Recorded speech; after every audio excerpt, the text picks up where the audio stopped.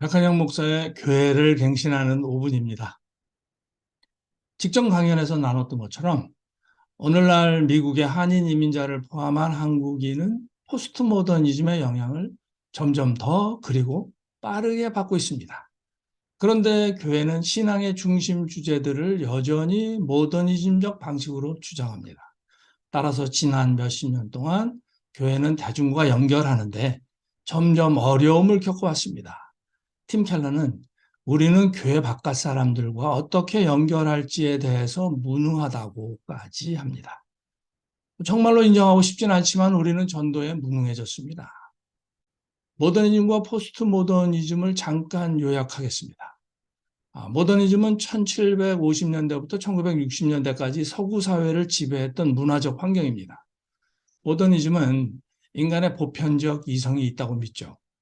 보편적 이성을 활용해서 세상 구조에 더 깊이 접근할 수 있다고 믿습니다. 반면에 포스트 모더니즘은 다양한 합리성을 주장하죠.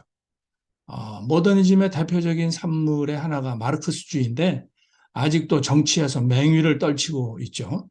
중국과 러시아를 비롯한 북한, 공산주의를 추구하는 인구는 엄청나게 많습니다. 뿐만 아니라 경제, 사회, 문화에 아직도 맹위를 떨치고 있습니다. 포스트 모더니즘은 1971년인가 건축 양식 관련 용어로 처음 등장했는데 불과 10년 만에 사상 세계에 적용되기 시작했습니다.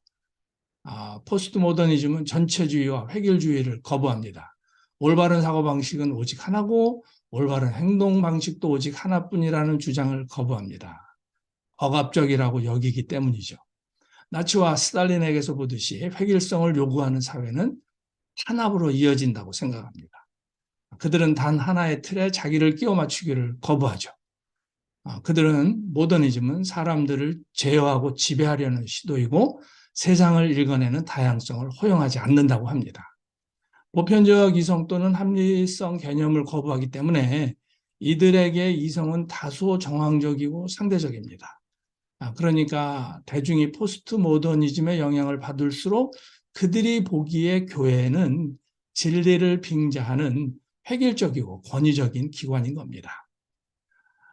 기독교의 핵심 진리를 포스트 모더니즘 청자를 비롯해서 모든 부류의 청자에게 전달하는 가장 좋은 길은 복음입니다. 포스트 모던 시대에 복음을 잘 전달하기 위한 몇 가지 제안을 드리겠습니다. 첫째, 설교에서는 온전히 복음을 전하는 겁니다. 설교의 목적을 이렇게 잡으신다면 전혀 문제가 없을 건데요. 헌신자는 그리스도를 재확신하고 회의자는 기독교 신앙에 대한 의심을 떨치고 구도자는 기독교 신앙에 긍정적이 된다. 기독교 신앙의 핵심인 복음이 전해져서 하나님의 은혜가 임할 때 이러한 설교의 목적이 달성됩니다. 둘째, 신자 사이에서만 나누어지는 신앙의 주요 주제들, 이런 것들은 성경 공부나 소그룹이나 큐티 등에서 나누는 겁니다. 세 번째, 설교자는 복음을 사람들이 실제 있는 곳과 연결합니다.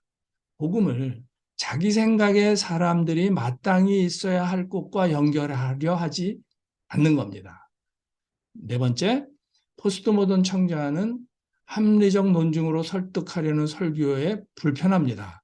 예를 들어서 고전적인 강해 설교는 성경을 근거로 합리적 이성에 호소하는 전형적인 모더니즘적 방식입니다. 그런데 오늘날 청자는 이성적 논증보다는 이야기와 이미지에 깊이 끌립니다. 이성적으로 입증하는 진리보다는 삶으로 증명되는 진리에 더 관심을 둡니다.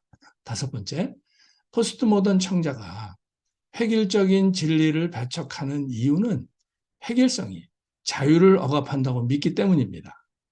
설교자가 복음이 우리를 자유케 하는 걸 보인다면 진리이신 하나님을 믿도록 인도할 수 있을 겁니다.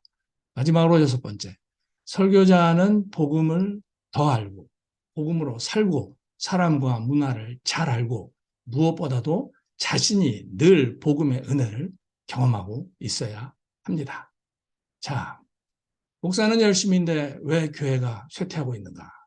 이 문제의 해결은 성경에 있습니다. 지난번 강연에서 바울이 교회와는 전혀 다른 문화적 환경에 있는 이방인에게 그리스도의 복음을 어떻게 전했는지를 간략하게 살펴봤습니다. 앞으로 이어지는 세 번의 강연에서 이거를 조금 더 구체적으로 나누겠습니다. 복된 하루 되시기 바랍니다.